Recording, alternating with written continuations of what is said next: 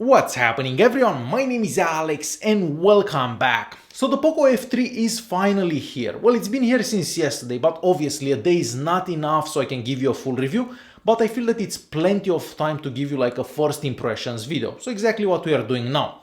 First of all, we have to talk about specs because that's what Poco phones are all about. Crazy good specs for a very low price. So inside this phone we have the Snapdragon 870 and in my case I have 8 gigs of RAM and 256 gigs of internal storage. You can also get a version of this device with 6 gigs of RAM and 128 gigs of internal storage, but keep in mind that the phone cannot take an SD card, so buy the one that has enough internal storage for your needs. So probably this one is ideal, the one with 8 gigs of RAM and 256 gigs of internal storage. Now, for those of you that like benchmark scores, well, this phone gets a higher benchmark score than the Samsung Galaxy S21. And funny enough, this phone is half the price of a Samsung Galaxy S21. Alright, so let's start with a very quick unboxing. I know that some of you like to know what comes in the box. So first of all, you're gonna find a clear case for the phone. That's definitely a good addition. You're gonna find a USB-C to a 3.5mm audio jack adapter. That's also a good addition because the phone doesn't actually have a 3.5mm audio jack. I was kind of hoping it would have one since this is kind of like a budget phone and most budget phones have that, but no, there is no 3.5mm audio jack on this device. Next, you're gonna find a 33-watt fast charger, and charging the phone from 0 to 100 is done in just under 1 hour, which is quite impressive, but again, the phone doesn't have the biggest battery out there. And of course, you're gonna find the USB-C charging cable. Alright, and going back to the phone, well, another thing that's super impressive about it has to be the screen. So this is a 6.67 inches Amoled screen with a 1080p resolution and also a high refresh rate. So 120 Hz refresh rate. This is not something that you typically find for a lot of budget phones. The screen looks super good, the viewing angles are really good, the colors are nice and vibrant, the blacks are obviously very deep because we have an AMOLED screen, so those pixels actually turn off. And the screen gets bright enough to be used outdoors. Once again, something that doesn't usually happen with a lot of budget phones. So very, very impressive screen on this device. And the screen is also covered by Gorilla Glass 5, so it shouldn't get scratched that easily. And the back is also made out of glass, and that's also Gorilla Glass 5 on the back. Now, the frame seems to be made out of plastic. That could be a downside for some, but it doesn't look bad. So the phone doesn't look or feel bad by any means.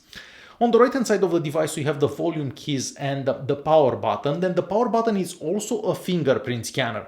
So unlocking the phone is super simple. You just touch that fingerprint scanner and the phone will unlock in less than half a second. And the fingerprint scanner does work really well. And the phone also supports face unlocking just in case you don't want to use that fingerprint scanner. At the top we also have holes for the second speaker, so the device has two speakers, one at the bottom and one at the top. And yes, the speakers do sound quite good and I'll show you a quick example in just a second. At the top here we also have the IR blaster, so yes, the phone can be used as a remote control for your TV, just to give you an example. At the bottom here we have the slot for the SIM card, so the device can take two SIM cards at the same time. We have the USB-C charging port and of course the holes for the other speaker and the microphone. So let me show you a quick example so you can hear how the speakers sound. People feeling like the light has just come. We must never stop the way. Birds jumping out here, my name. Got spirits of alive. Life is happy, but it's so insane. And as you've heard for yourself, the speakers do sound quite decent. Alright, moving to the front and more specifically to the front-facing camera. So this is a 20 megapixel camera, but personally I'm not a big fan of that silver ring that we have around the camera. I feel that the phone would have looked better if that silver ring would have been black. The camera wouldn't be as noticeable. I guess it depends what wallpaper you're using, of course. And of course, these are some examples of some selfies that I took with the device today and yesterday. So yes, the pictures are on par with other budget-friendly devices that we've seen from Xiaomi lately. Moving on to the back of the device. Here we have a 48 megapixel main camera, we have a macro lens, and then we have an ultra-wide camera. And the phone can also record in 4K at 30 frames per second, so that is the maximum recording resolution with the main camera, and we have image stabilization available at that resolution. The phone also supports a night mode for the main camera and the ultra-wide lens, and basically all the pictures that you're seeing on the screen right now were taken with this device today and yesterday.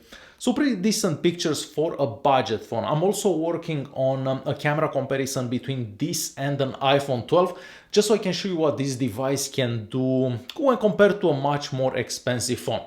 So hopefully I will have that video ready later today or early tomorrow.